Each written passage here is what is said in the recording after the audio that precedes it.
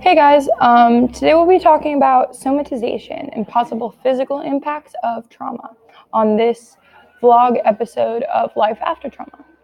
So, a central scholarly source that I referred a lot back to, and the researches that I referred a lot back to in the study of this specific topic, was the ACEs research study. And this study was done on a population of 17,500 people, and it talked about their adverse childhood experiences, ACE.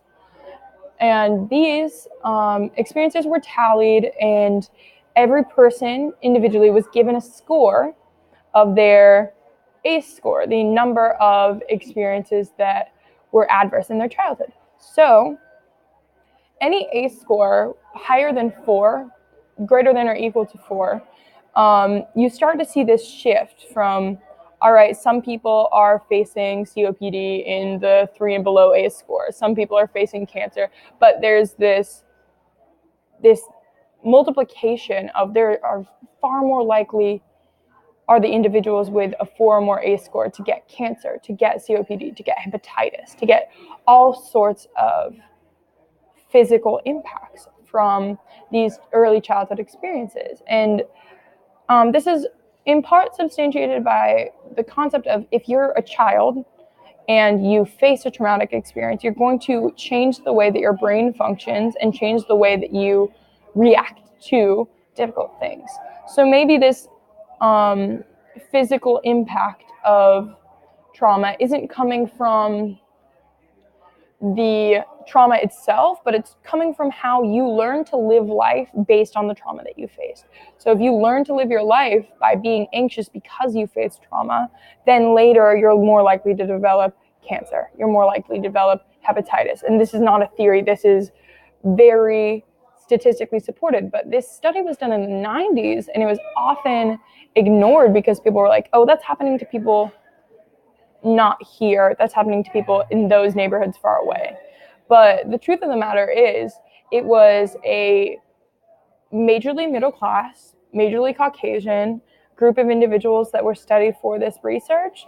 And it was said in one of the resources that I watched, it was a TED Talk, and the woman, Nadine Brooke Harris, she said something along the lines of, I think people aren't talking about this because it is too close to home, because too many people are experiencing it and they don't want to walk into that pain, walk into that adversity that they faced and really process that. And so a lot of people have ignored this research for a lot of years.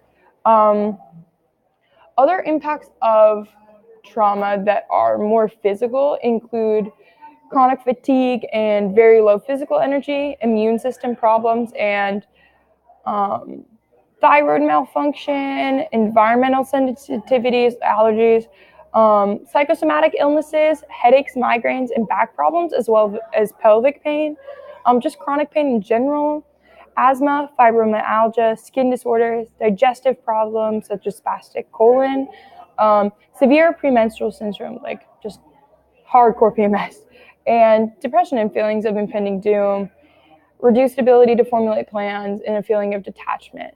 Those last three are a little more mental, but that list came from a book called Healing Trauma by Peter Levine, and I really admire his work in this field, and I just feel like it can't be denied that there are physical manifestations that come out of traumatic situations in people.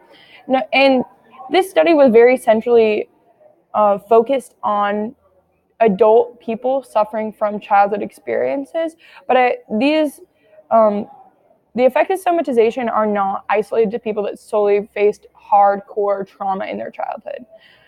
These physical manifestations are more prevalent in people that face these things in their childhood because, as I addressed earlier, it changes the way you live life and changes the way you adjust and adapt and are flexible or aren't, or